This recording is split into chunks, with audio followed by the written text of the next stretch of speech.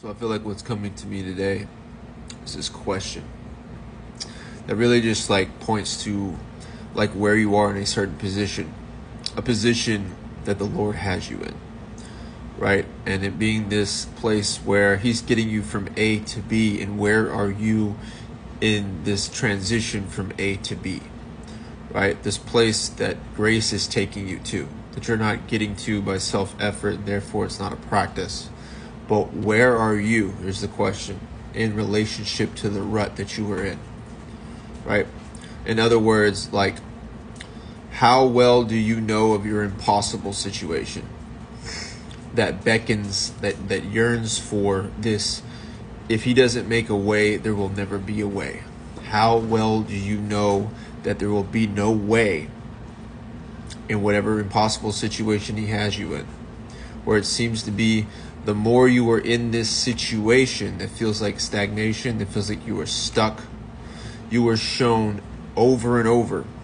And by showing over and over, you are taken deeper and deeper into knowing how impossible your situation is.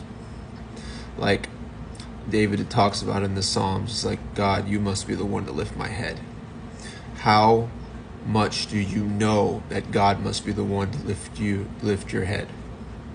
Right? And this is the thing, it's not a trick question, and there are no right or wrong answers. It's where you are in relationship to this, based on your situation and circumstance that God has you in, this position that you are in. Where are you at in relationship to the rut that you were in? Because I want to say, like, where I was, that I'm no longer. Like, I'm no longer bouncing from one extreme to another extreme, right? I'm no longer resisting the rut like I used to resist the rut. I'm no longer fighting it in this way where I believe that I have to get myself out of it, right? Or at least that has worn thin. Where are you at in surrender to this impossible situation? Because I do believe that where you are, your relationship to your position will change over time. It will be the natural progression of your development, right? I think at first we resist ruts, we resist stagnation, we resist these dry places because we're like taught, it's like reinforced to us in the dark, it seems, that you're supposed to avoid these places, that these places are not places you're supposed to be. But God very much talks about a wilderness. He very much talks about a dry place. And He seems to lead His children through dry places. And so it was always going to be on the map, right?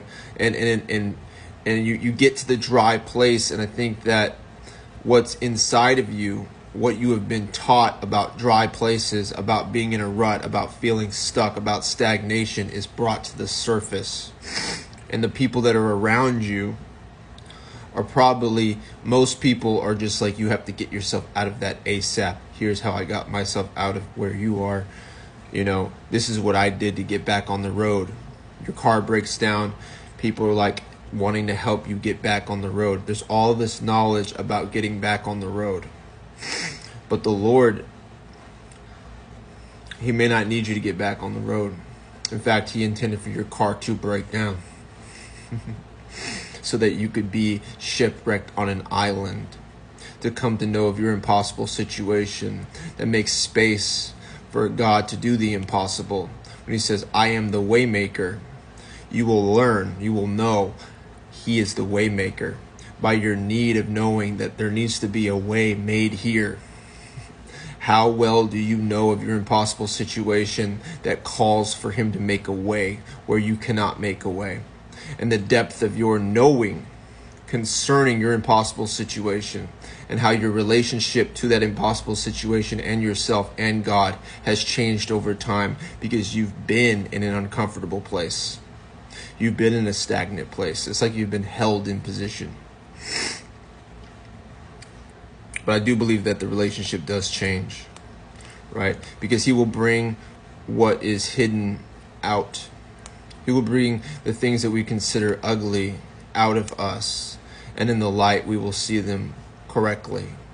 And I think that when that happens, you will see that you've been deceived to believe lies about keeping everything in and trying to stay on the road and making sure that you don't get to dry places. Making sure that you don't end up in ruts because you are taught, it's reinforced that this is not a place you're supposed to be. Right? It seems to be that we were just taught these things. And you're somehow lacking or weak or insufficient if you find yourself in this place. And it's like, no, we all have trouble, friend, but like, make sure you don't stay there. But then God does something. He's like, just wait on me. And it seems like the rut gets bigger and bigger and bigger. And you find yourself where it used to be just like, you could peel out. And now it's a pit. Now you're in that pit and you're just like in it. And you meet yourself in that pit. And you meet him in that pit. And you meet the version of God that you need in that pit. As you then begin to dream from the prison of what a life would be like, what a state of being would be like, not being in this place.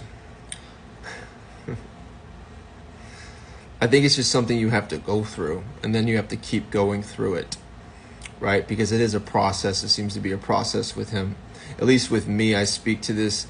I don't know if it's just one singular breakthrough. There might be a final breakthrough, but I feel like the process that God has had me in is the continual breaking down of me, right?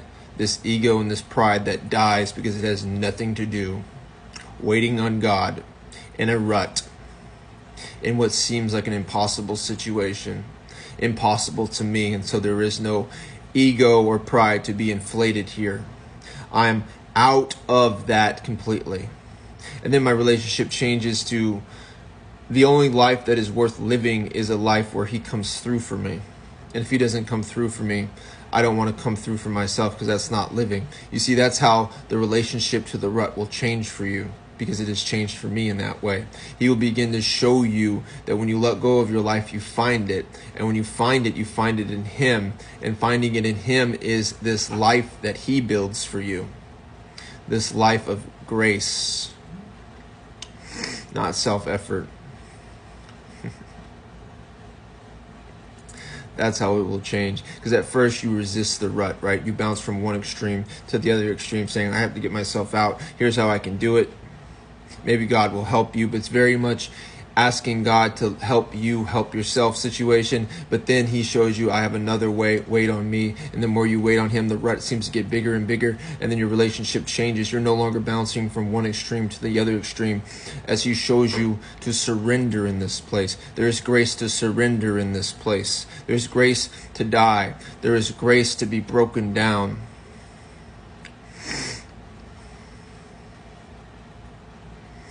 It's like, where are you at? How impossible do you know of your situation? This is what I believe he's been showing me. Like, the more space, the more it will be filled. So the deeper you know of your need for a way maker, the more fulfilling that will be when he makes a way.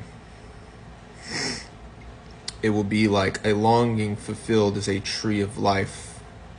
Right? The longer you wait, the more that will be glorious for you. The more it will be glorious for me. I cannot lift my head, and now I have no motivation to lift my head. This seems to be kind of the nature of the rut that I am in.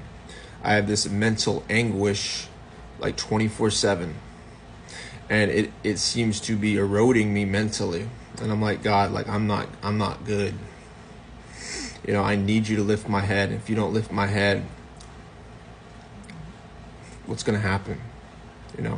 But my relationship to that has changed, because I used to look to him to try to lift my own head, because I felt like if I didn't have a cheery disposition, if I wasn't being positive, then I wasn't going to behave my way out of the rut. And he's like, this is not what this is. Your head is fixed and held down, and I don't blame you for this. You've been waiting a long time. I'm not expecting you to have a cheery disposition here. Your head is hanging low, and you feel all the things that you feel, is an indicator that you're the real deal, an indicator that you've really been in this, that you have been in this with me, right? It seems to be that.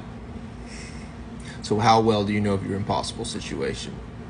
That requires, that is this need for the way maker to make a way in your life. The depth